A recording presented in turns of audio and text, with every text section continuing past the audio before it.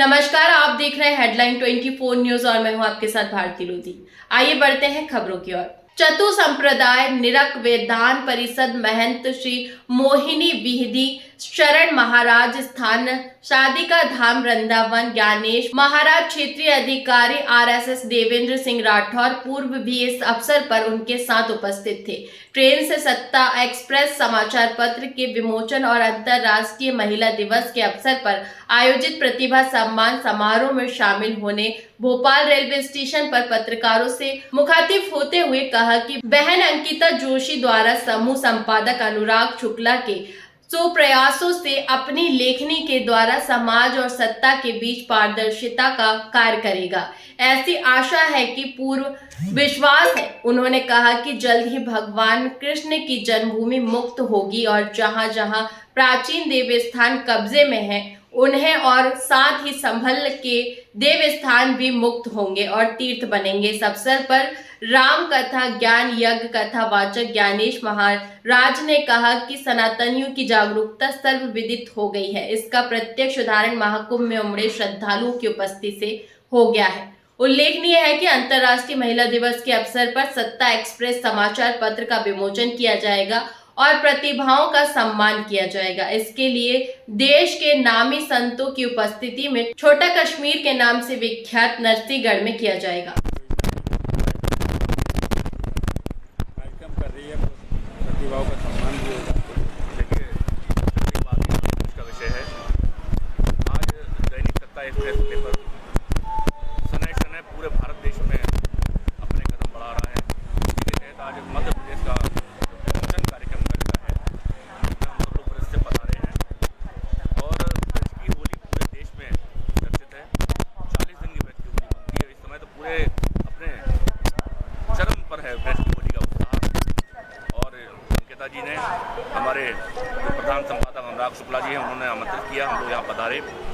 आज सबसे बड़ी बात है सनातन धर्म के विषय में जागृति आई है हिंदुओं में, वह जागृति बनी रहे और दैनिक सत्ता एक्सप्रेस के लिए भी बहुत अच्छा कार्य करेगा। हम सबकी उम्मीद है, बहुत उम्मीद देकर हम लोग आए हैं। मध्य प्रदेश में आज जन जागरण का काम, हिंदू समाज सनातन धर्म को जगाने का काम दैनिक सत्ता एक्सप्रेस करेगा।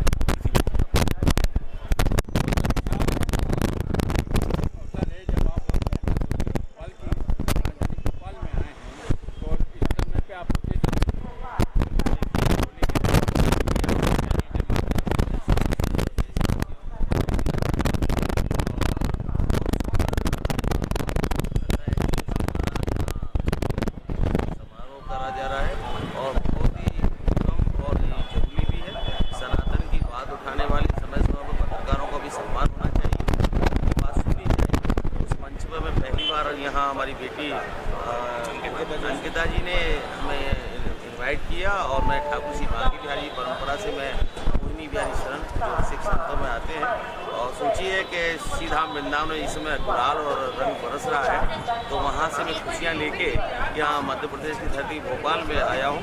और निश्चित ही मैं सभी पत्रकार बंधुओं को बहुत शुभकामनाएं देना चाहता हूँ। आने वाले समय में आप भारत के क्या देश के चौथे स्तंभ हैं और आपके साथ जो मेरा समय बीतेगा वो निश्चित ही आने वाले समय में बहुत समावेश का कार्यक्रम है। क्या लगता है सर, अयोध्या में राम मंदिर बन गया, भगवान कृष्ण की बारी है?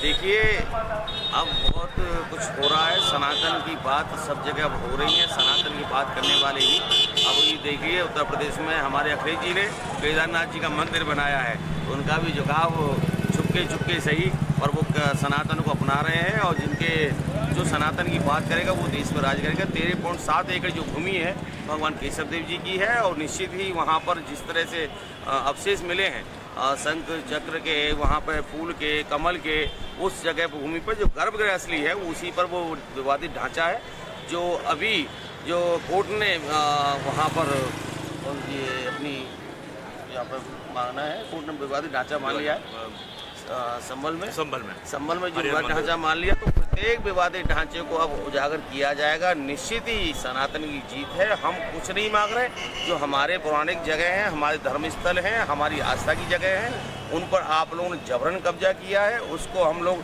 चाहते हैं कि आप जमुना गंगा जमुनी की तहजीब बात करते हैं, उसी को अगर आप आते हैं तो निश्चित हम लोग 30,000 जो हमारे और मुद्दे हैं उनको हम लोग विचार करेंगे। अगर आप लोग नहीं करते तो हम सभी पे अपना ऐसे ही कार्यक्रम आगे बढ़ाएंगे। सर आज भी हिंदू पिछड़ा हुआ है, इसके बारे में क्या कहते हैं?